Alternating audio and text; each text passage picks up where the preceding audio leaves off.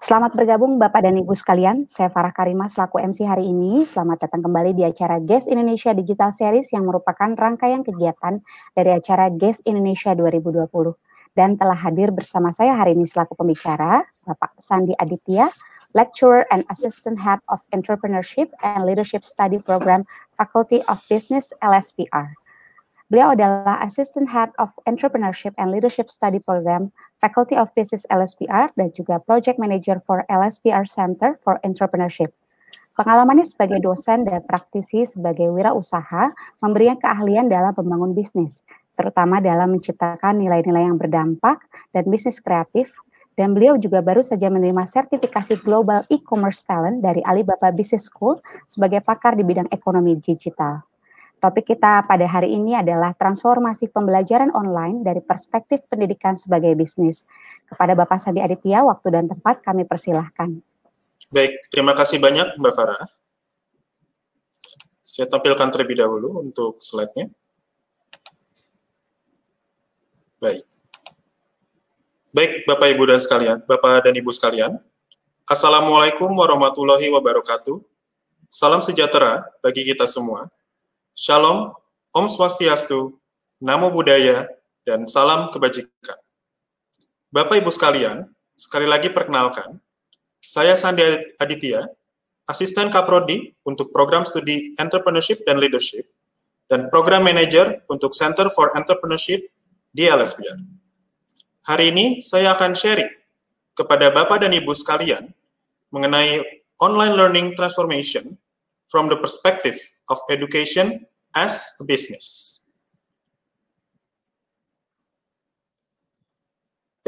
Jadi sebelum saya membahas lebih mendalam mengenai apa saja perubahan transformasi yang dialami oleh institusi pendidikan, khususnya sebagai sebuah bisnis, mari kita lihat sedikit, kita melihat ke belakang, transformasi yang lebih besar, transformasi dalam kehidupan kita sebagai manusia, sebagai masyarakat, yang tentunya pada akhirnya mempengaruhi berbagai sektor, berbagai industri, dan di dalamnya ada industri pendidikan yang disebabkan oleh COVID-19. Bapak dan Ibu sekalian, pandemi COVID-19 sudah berlangsung nyaris genap 1 tahun. Dan pandemik ini telah membawa kita, umat manusia, pada satu persimpangan baru, beragam kondisi, dan perubahan yang mempengaruhi seluruh lapis kehidupan, tidak terkecuali tentunya dunia pendidikan. Protokol kesehatan yang diwajibkan oleh pemerintah kita, pemerintah Indonesia, khususnya wajib menggunakan masker, himbauan menjaga jarak, dan menghindari kerumunan, adalah hal-hal penting yang pada akhirnya membawa kita pada berbagai penyesuaian baru, new normal kalau sering dibicarakan oleh pemerintah kita, yang akhirnya membawa kita pada sebuah cara hidup baru yang berjarak, physical distancing lifestyle. Physical distancing yang dilakukan dalam waktu pendek tentunya tidak begitu menjadi masalah dalam kehidupan kita, khususnya secara psikologis ya. Tapi ketika physical distancing, sebuah gaya hidup, sebuah cara hidup yang completely foreign, cenderung dipaksakan demi kesehatan dan keselamatan kita, dipaksakan untuk dilakukan, diwajibkan. Dan juga rasanya sangat unnatural bagi kita semua. Dan itu sudah diimplementasikan dalam hidup kita, dalam jangka waktu yang panjang, yang lama di Indonesia. Mulai dari bulan Maret 2020 hingga sekarang, 8 bulan lamanya. Dan akhirnya, jarak atau distance itu menjadi kultur baru bagi kita semua. Dan merubah behavior kita sebagai sebuah masyarakat. Seperti kalau dibilang sebagai social distancing atau physical distancing, membicarakan perubahan ini rasanya kurang tepat karena akhirnya menjadi seperti socially distancing. Gitu. Jadi secara sosial pun ada jarak yang timbul, yang terjadi. Seperti dalam beberapa hal yang ditunjukkan dalam gambar ini, di mana hal ini menjadi wajah keseharian kita ketika kita berkehidupan di tempat umum, ketika mengendarai kendaraan umum, seperti dicontoh di sini adalah MRT, itu ada jarak, tidak ada lagi kedekatan antara satu sama lain. Ketika kita datang ke pasar untuk berbelanja, pun physical distancing diterapkan. Bahkan sampai hal yang bersifat keagamaan, seperti sholat di masjid, sholat Jumat, datang misa ke gereja, pun ada jarak yang diterapkan. Gitu.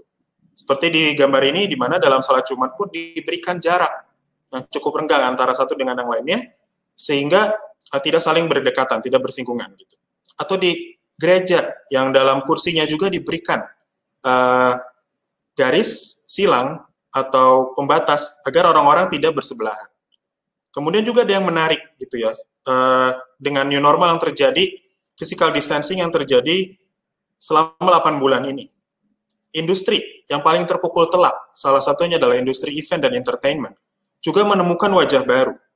Seperti bagaimana industri event MICE khususnya, yang selama ini membuat seminar-seminar dalam berbagai tempat lokasi gitu ya, mereka tidak bisa melakukannya dengan keadaan pandemik sekarang. Namun, sekarang mereka merubah menjadi apa? Menjadi webinar, seminar online, yang jumlahnya jauh lebih banyak dibandingkan seminar saat dilangsungkan secara offline. Gitu. Kenapa? Karena banyak hal yang dipangkas dengan online ini. Tidak perlu lagi menyewa tempat, tidak perlu lagi kayak apa ya? Confirm kepada para pembicara gitu, apakah bisa hadir ke Jakarta pada tanggal sekian. Dimanapun pembicara berada, bahkan dari internasional, selama dia memiliki waktunya, dia bisa melakukan seminar tersebut. That's why webinar itu jumlahnya lebih banyak sebetulnya. Wajah baru dalam MICE, yang bisa jadi akan bertahan setelah pandemi ini. Dan menarik juga, beberapa waktu lalu di Indonesia, juga ada physical distancing concert. Ini menarik sekali karena, seperti yang ditunjukkan di gambar ini, di Jakarta dilangsungkan physical distancing concert, di mana orang-orang, masyarakat, bisa menonton konser, bisa merasakan konser dalam ruang aman mereka masing-masing, dalam safe space-nya, yang rapi, yang tertata, dan berjarak. Yang dilakukan di dalam mobil ya, seperti di gambar ini. Mungkin masih ada banyak masalah secara sosial gitu, di mana ini hanya bisa dilakukan oleh orang yang memiliki mobil, tapi untuk kelas menengah bawah yang memiliki motor tidak bisa join dalam konser ini. Tapi ini merupakan satu perubahan, satu transformasi yang terjadi di masyarakat kita, dan menunjukkan bahwa ada behavior yang sudah mulai berubah, ada acceptance yang sudah mulai terjadi, gitu. Dan ini tentunya mempengaruhi tidak hanya dari segi masyarakat sebagai manusia, karena perubahan perilaku yang terjadi dalam manusia tentunya akan mempengaruhi masyarakat, dan masyarakat adalah market kita, gitu. Dan itu tentunya akan mempengaruhi dunia bisnis juga. Lantas, bagaimana dengan dunia pendidikan? Apa saja perubahan yang terjadi di dalamnya? Pendidikan, seperti yang kita tahu, adalah salah satu sektor non-prioritas di Indonesia ya. Dan kata lain adalah sektor yang diwajibkan untuk melakukan physical distancing sepenuhnya dalam aktivitas mereka. Dalam hal ini berarti dalam kegiatan belajar mengajar. Hal ini pada mulanya tentunya menjadi kejutan bagi seluruh institusi pendidikan. Dalam waktu sangat singkat, institusi pendidikan dituntut untuk dapat melangsungkan pembelajaran jarak jauh atau online learning. Tantangan ini tidak hanya berhenti di situ saja, yaitu dalam melangsungkan online learning. Pembelajaran jarak jauh atau online learning memiliki beberapa kendala dan hambatan, seperti yang paling mendasar, paling basic banget, yaitu tidak adanya jaringan internet yang stabil. Gitu. Ketika kita melakukan pembelajaran jarak jauh, online learning, namun baik mahasiswa, baik students maupun pengajarnya memiliki koneksi internet yang tidak stabil, itu akan mempengaruhi kualitas belajar mengajar, akan mempengaruhi interest level dari students dalam memahami pelajaran yang dia dapatkan. Dia bisa saja menjadi ilfeel, menjadi tidak suka dalam satu mata pelajaran bukan karena pengajarnya yang tidak layak mengajar atau tidak bagus dalam mengajar, tapi hanya karena sesimpel pengajar tersebut tidak memiliki internet yang stabil. Sehingga itu menjadi stres juga bagi mahasiswa, bagi students dalam mengikuti kegiatan matkul tersebut. Kemudian juga tentunya kuota internet yang mahal sekali, yang banyak terpakai untuk kegiatan belajar mengajar online ini. Karena menggunakan video, ya video aplikasi yang dimana itu termasuk membakar kuota paling besar. Gitu. Dan itu tidak murah. Gitu. Meskipun di saat ada bantuan, tetap menjadi masalah ya bantuan dari pemerintah. Dan juga belum lagi the rigid system of online learning, gitu, di mana pembelajaran jarak jauh ini sangat dependent, sangat bergantung pada kemampuan, pada layanan yang bisa diberikan oleh aplikasi yang mereka pakai. Entah itu Google Meet, entah itu Skype, Zoom, atau aplikasi yang ada di dalam seperti Just Indonesia. Ini menjadi masalah besar ketika para pengajar yang mengampu mata kuliah praktek itu kesulitan, sangat kesulitan dalam menerapkan kegiatan belajar mengajar mereka. Gitu. Seperti kalau di LSPR ada Performance Arts Communication. Seperti namanya, seharusnya mereka mendapatkan mata kuliah yang sangat identik dan erat dengan kuliah-kuliah praktek. Untuk mereka bisa memahami, understanding, dan bisa menjadi seorang performer. Seperti namanya, Performance Arts. Tapi dengan kondisi yang ada sekarang, hingga saat ini itu menjadi tantangan besar bagi para pengajar PAC di LSPR. Kemudian belum lagi masalah yang buat saya pribadi, adalah masalah yang paling pelik, adalah masalah psikososial yang dialami oleh para murid yang jenuh dalam satu kondisi yang itu-itu saja di rumah, kemudian mereka tidak bisa bersosialisasi dengan temannya, sedangkan mereka ada di dalam umur tumbuh kembang yang butuh interaksi sosial yang intens gitu ya. Tapi mereka tidak bisa melakukannya. Hal ini juga memberikan permasalahan psikososial bagi murid-murid yang ada. Meskipun demikian, dengan segala kekurangannya, perubahan dalam dunia pendidikan dan perubahan dalam keseharian kita memiliki sebuah kesinambungan, yaitu lahirnya perilaku baru serta tren baru yang dibawa oleh COVID-19. Perubahan besar pertama yang dibawa oleh pandemi COVID-19 bagi Indonesia adalah beragam sektor dan industri yang sebelumnya begitu jauh tertinggal dalam transformasi digital, dalam digitalisasi. Seperti salah satunya pendidikan, pertanian, kemudian dan juga misalkan perdagangan.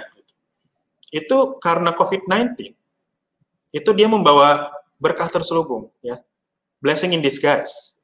COVID-19 malah justru menjadi katalis dan mempercepat berbagai sektor industri yang sebelumnya itu sangat sulit untuk terintegrasi dengan dunia digital, menjadi terintegrasi dalam satu jentikan jari, karena kondisi yang memaksa.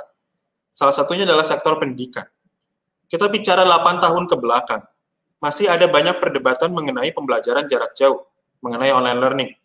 Banyak perdebatan seperti online learning itu tidak memiliki kapabilitas, tidak memiliki kualitas yang sama dengan pembelajaran offline, pembelajaran tatap muka langsung. Tapi ketika kondisi pandemi, ketika seluruh institusi pendidikan dipaksa untuk melakukan pembelajaran jarak jauh atau online learning, transformasi apa yang terjadi? Bahwa para pengajar, bahwa institusi pendidikan, students-nya sendiri juga, dan para orang tua memahami bahwa online learning juga memiliki keunggulan, memiliki potensi, memiliki kualitas yang tidak kalah dengan pelajaran tatap muka sebagaimana normalnya.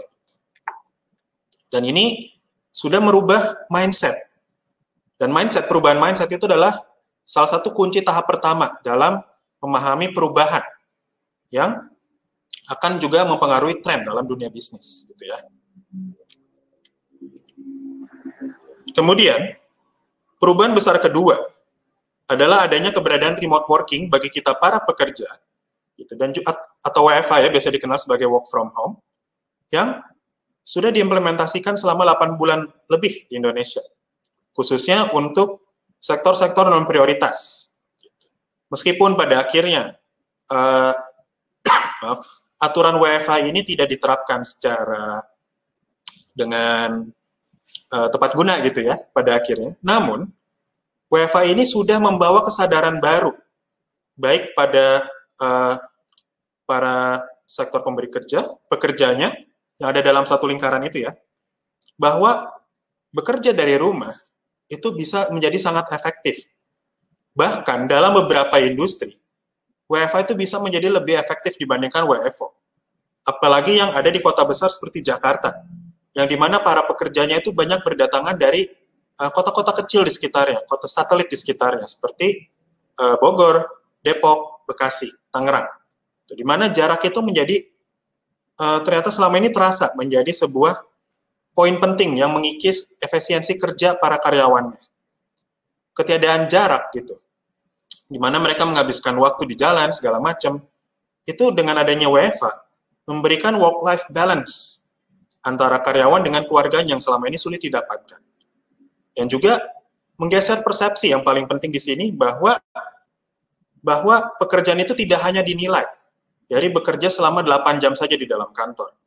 Bahwa pekerjaan itu justru dinilai ketika seorang karyawan itu dapat memenuhi target pekerjaan mereka, KPI yang diberikan oleh kantor kepada mereka, dimanapun mereka berada. Dan ini semua merubah persepsi kita menjadi sangat-sangat output-oriented. Output lah yang paling penting, hasil yang paling penting. Karena semuanya dilakukan di rumah, berjarak. Kalau tidak memberikan hasil, berarti pekerjaan dianggap belum selesai. Tidak ada lagi proses. Gitu.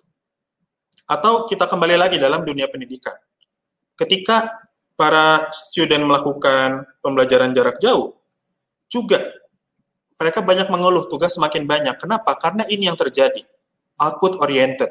Kita tidak bisa lagi melihat student prosesnya, kecuali dari mana? Dari tugas yang mereka hasilkan, tugas yang mereka kerjakan. Jadi mereka baru mendapatkan poin ketika mereka successfully fulfill their daily or weekly KPIs, gitu, Key Performance Index mereka. Jadi effectiveness increase banget gitu, efektivitas itu sangat meningkat. Tapi prosesnya sendiri itu terabaikan. Ini semua simply karena adanya permasalahan teknologi, gitu. Bahwa seperti yang saya sebutkan sebelumnya, teknologi yang ada itu masih belum memungkinkan untuk terjadi interaksi sosial yang mumpuni, gitu. Masih banyak batasan. Dan ini akhirnya merubah persepsi dan perilaku baik para pekerja gitu melalui WFH maupun students melalui online learning mereka gitu yang berjarak. Dan ini menunjukkan bahwa society itu bergeser, persepsinya mindset-nya menjadi output oriented. Dan tren ini memungkinkan juga output oriented ini akan berlanjut bahkan setelah post COVID-19. Karena efektivitas itu menjadi kunci penting ketika WFH dilangsungkan, gitu. Ketika online learning dilangsungkan, gitu. Ada hal-hal yang sebelumnya menjadi hal-hal yang wajib dilakukan, sekarang menjadi mindset itu seperti sebuah tetek bengek, gitu, sebagai hal yang justru buang-buang waktu, tidak efektif. Gitu. Sehingga output oriented menjadi yang paling penting. Kemudian berikutnya, perubahan ketiga adalah aktivitas jarak jauh. Betul-betul menyadarkan kita bahwa dimanapun kita berada, dimanapun kita bekerja, itu tidak menjadi masalah selama kita dapat memberikan, sekali lagi, output yang terbaik. Dan untuk memberikan output yang terbaik itu, maka diperlukan juga berbagai talenta, berbagai keahlian yang berkualitas. Para pekerja muda, mereka yang ada di bangku sekolah hari ini, dan tentunya mereka yang sedang menempuh S1 dan akan segera lulus dan bekerja di era pandemik ini, akan semakin dituntut untuk memiliki berbagai macam keahlian yang mungkin saja akan banyak di luar keahlian-keahlian ekstra yang seharusnya bisa didapatkan dari proses yang bertahap tentunya selama mereka mengenyam pendidikan gitu ya. Namun karena karena perubahan kultur yang ada, yang semakin output oriented, kalian itu tidak begitu mudah didapatkan gitu, dan semakin kritikal untuk bisa harus mereka dapatkan di saat mereka mengenyam pendidikan. Dan karena itu pula talent wars gitu ya, perang keahlian itu menjadi sebuah term yang rasanya tidak berlebihan untuk menyebutkan fenomena ini. Itu di mana kompetisi akan meningkat sangat tajam dalam tempo yang sangat cepat gitu. Kompetisi semakin sangat kuat di luar sana. Gitu. Karena apa? Karena untuk mendapatkan output yang baik dibutuhkan juga talent yang baik. Dan bagi mereka, generasi muda yang akan segera bergabung dalam dunia pekerjaan, mereka yang ada di bangku sekolah, mereka yang masih baru berkuliah atau sedang berkuliah, mereka harus memiliki various kind of skills. Tanpa itu semua, yang seharusnya harusnya didapatkan selama mereka berkuliah, itu menjadi sangat penting untuk bisa mereka dapatkan. Itu perubahan besar ketiga. Kemudian, perubahan besar keempat adalah delokalisasi atau delocalization. Ketika jarak semakin tidak relevan, Anda dapat belajar, bekerja, bahkan mengikuti conference di luar negeri sekalipun, bahkan tanpa beranjak dari rumah, gitu ya. Ini adalah sebuah pertanda baik. Tapi juga perlu kita waspadai yang ada di dunia pendidikan. Karena hilangnya jarak, maka itu berarti jumlah kompetitor yang sebelumnya tidak ada di dalam radar kita, tidak ada dalam demografi kita, sekarang menjadi ada di dalam demografi kita.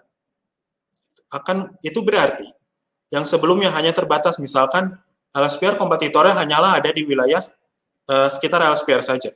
Tapi dengan adanya online learning, sekarang pesaingnya kompetitor LSPR tidak hanya terbatas pada yang ada di wilayah sekitar LSPR atau di Jakarta. Yang ada di Bandung pun menjadi permasalahan. Yang ada di Jogja pun menjadi kompetitor. Kenapa? Karena jarak itu semakin hilang. Nah, 4 perubahan ini adalah kunci dalam kita memahami transformasi di dunia bisnis pendidikan dan berbagai opportunity yang kiranya dapat kita ambil ke depannya. Maka, seperti yang sudah dipaparkan sebelumnya,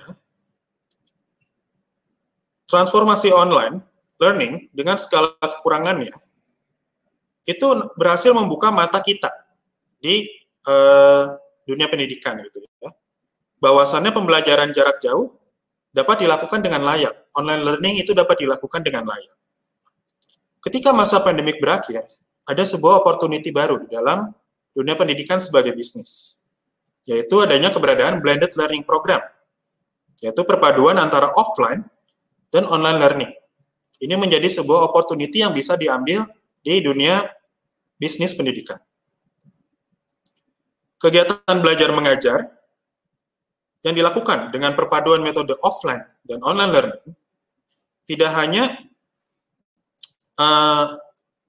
memberikan keuntungan penghematan biaya gitu.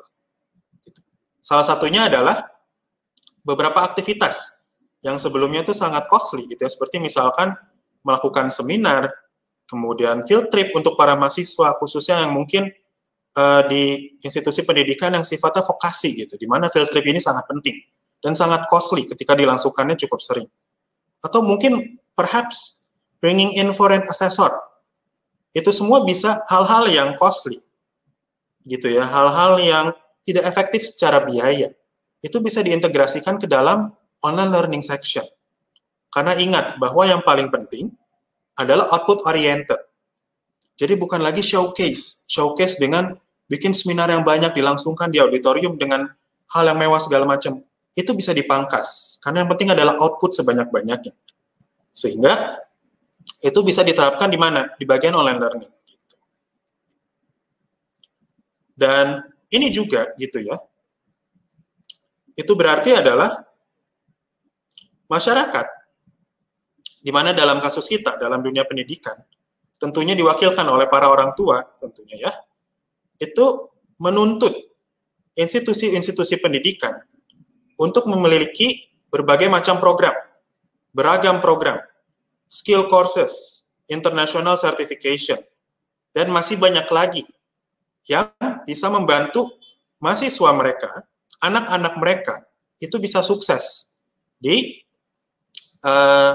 new society yang akan semakin dan makin kompetitif dari hari ke hari. Khususnya ketika mindset itu mulai berubah, semakin output oriented, proses semakin ditinggalkan. Tanda-tandanya sudah ada jauh sebelum COVID-19. Tapi dengan adanya COVID-19, output itu menjadi segalanya. Dan ketika mereka berkuliah, mahasiswa-mahasiswa ini, ketika mereka ada di bangku sekolah, orang tua akan semakin menuntut bahwa anak-anak mereka bisa mendapatkan skill, bisa mendapatkan ilmu, keahlian, bahkan bisa jadi sertifikasi yang sifatnya mungkin internasional, gitu. Yang akhirnya akan membantu anak-anak mereka bisa menjamin mendapatkan pekerjaan yang layak, bisa bersaing dengan layak di luar sana. Gitu. Nah, salah satu contohnya yang pernah dilakukan, yang sudah dilakukan adalah LSPR sudah melakukan salah satu programnya, yaitu LSPR Omni, yang dimana LSPR Omni ini mengimplementasikan blended learning, gitu ya, online dan offline. Mulai dari yang sudah banyak dilakukan, yaitu online classes, sampai juga salah satu sub kegiatannya LSPR, certification training yang selama ini dilakukan dari tempat ke tempat, itu juga mulai dilakukan secara online. Webinars demi webinars yang berbayar maupun tidak, yang untuk umum maupun untuk masyarakat LSPR sendiri, itu dilangsungkan dengan sangat banyak gitu ya di LSPR. Bahkan sampai career guidelines dan juga psychology guidelines yang tadi menjadi masalah bagi para students ya, di mana di era pandemik ini ketika interaksi sosial terbatas, padahal mereka ada di umur dibutuhkan banyaknya interaksi sosial, itu menjadi masalah psikologi. Dan psikologi guidelines pun bisa dilakukan secara online. Bahkan club activities pun dilakukan secara online melalui LSPR Omni ini. LSPR Omni ini belum sempurna, karena ini juga baru dibikin dalam merespon kondisi COVID-19.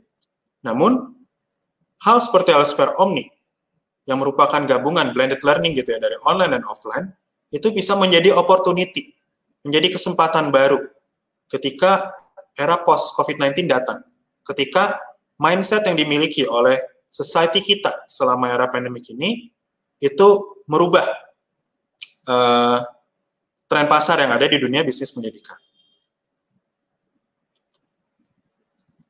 Kemudian berikutnya adalah runtuhnya batasan antara educational institution, antara institusi pendidikan dengan course-based businesses. Jadi, Bapak Ibu sekalian, online learning transformation, gitu ya, transformasi dalam pembelajaran jarak jauh, itu meruntuhkan batasan antara institusi pendidikan. Kalau bicara universitas seperti LSPR, BINUS, ITB, UGM, dan lain-lainnya, dengan course-based businesses seperti Coursera, Khan Academy, Stuken, atau bahkan Ruang Guru yang ada di Indonesia. Gitu. Di mana sebetulnya jika kita melihat kemunculan sejarahnya, Coursera itu pertama kali muncul untuk menjawab kakunya sistem pendidikan, rigidnya sistem pendidikan, dalam menjawab bagaimana seorang individu dapat mendapatkan pendidikan sebebas-bebasnya, sebanyak-banyaknya di dalam educational institution.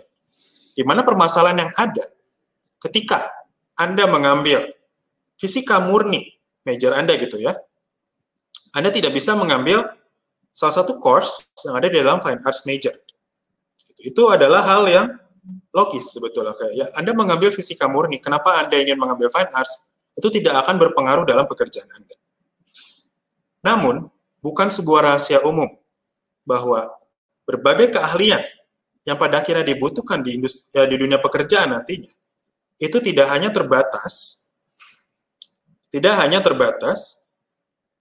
dari keahlian-keahlian, keilmuan yang didapatkan dari major-major yang mereka ambil, yang anak-anak ini ambil, student ambil. Jadi, keilmuan yang bisa mereka petik, misalkan tadi, anak fisika murni, tapi kenapa ingin mengambil course yang ada di fine arts major gitu, di major seni rupa murni. Karena ternyata di seni rupa murni ada design thinking. Yang dimana design thinking ini dalam perkembangannya sebetulnya, itu dipakai oleh berbagai bidang. Karena design thinking, sebuah tools yang sebelumnya dipakai seperti namanya, untuk menciptakan sebuah produk dengan kaidah desain, sekarang itu justru dipakai untuk sebagai tools untuk problem solving. Dan itu dipakai juga oleh para engineer. Dan fisika murni tidak luput dari hal itu. Tapi mungkin saja hal itu belum diajarkan di dalam fisika murni yang anak ini ambil. Karena masalah kurikulum, perubahan kurikulum tidak semudah itu juga. Kembali lagi, rigid system. Gitu. Dan ini menjadi sebuah hal yang sia-sia bagi anak ini. Gitu. Skill ini yang bisa mereka dapatkan sebelumnya ketika mereka mengenyam pendidikan di institusi pendidikan seperti universitas, kampus. Tapi justru tidak bisa mereka dapatkan. Dan masalahnya apa? Balik lagi, ketika persaingan semakin tajam, semakin ketat gitu ya, setelah post-COVID-19, mereka akan kalah dengan orang-orang yang mendapatkan keilmuan tersebut, memiliki skill tersebut dibandingkan mereka. Gitu. Tidak lagi bisa mengandalkan skill yang bisa didapatkan di dunia pekerjaan. Skill itu harus bisa mereka dapatkan terlebih dahulu, sebelum mereka bergabung dengan dunia pekerjaan. That's why Coursera gitu ya, mengambil opportunity ini dengan memberikan free courses dan juga paid one of course, di mana kalau Anda mengambil yang paid courses di Coursera, Anda bisa mendapatkan sertifikasi gitu, yang layak, yang legal. Gitu. Dan bisnis seperti Coursera ini memiliki value proposition yang tujuannya memang untuk mendisrupsi, untuk menggoyangkan, untuk meruntuhkan dengan tanda petik keberadaan educational institution yang memiliki sistem yang rigid, yang kaku, dan sangat dan sangat sistematis, gitu. Dan sangat tidak mudah untuk diintegrasikan ke dunia digital. Namun sekali lagi, pandemik menjadi faktor perubahan, gitu. Dan institusi pendidikan yang sebelumnya sulit untuk diintegrasikan dengan dunia digital, kini begitu familiar untuk melangsungkan segala aktivitasnya di dunia maya. Bahkan hingga klub aktivitas seperti yang dilakukan oleh LSPR pun bisa dilangsungkan secara virtual. Transformasi inilah yang pada akhirnya mengaburkan, bahkan meruntuhkan batasan-batasan antara educational institution dan course-based businesses seperti Coursera. Ini adalah kesempatan yang sebelumnya diambil Coursera dan bisnis semacam Coursera lainnya, sekarang juga bisa diambil oleh kampus, oleh institusi pendidikan. Lewat apa? Lakukan online classes, online courses, webinar after webinar. Dan jika ini semua dibakukan menjadi service baru dari sebuah institusi pendidikan, khususnya kampus gitu ya, kampus tidak lagi perlu dependent kepada platform-platform seperti Coursera gitu. Tapi kampus dan educational institution lainnya itu bisa memberikan certification online to anyone, anywhere, anytime. Gitu. Dan ini juga memberikan kelebihan ya dari kampus dibandingkan course based bisnis gitu, bahwa kampus itu memiliki kredibilitas yang lebih tinggi dibandingkan course based businesses dalam mencetak generasi baru yang unggul. Sehingga ketika Coursera bisa saja memberikan sertifikasi kepada mereka yang mengikuti course mereka. Namun kredibilitasnya tentu kalah dengan institusi pendidikan, apalagi kampus yang sudah mencetak generasi muda dengan gelarnya gitu. Dan mereka memberikan sertifikasi. Itu tentu jauh bisa lebih dipercaya oleh target market, oleh para orang tua, oleh para students sendiri gitu. Sehingga ketika institusi pendidikan mengambil opportunity ini, tentunya akan menjadi kesempatan besar ke depannya. Dan transformasi dalam dunia pendidikan itu terjadi dengan begitu cepat, begitu masif dalam era pandemik ini.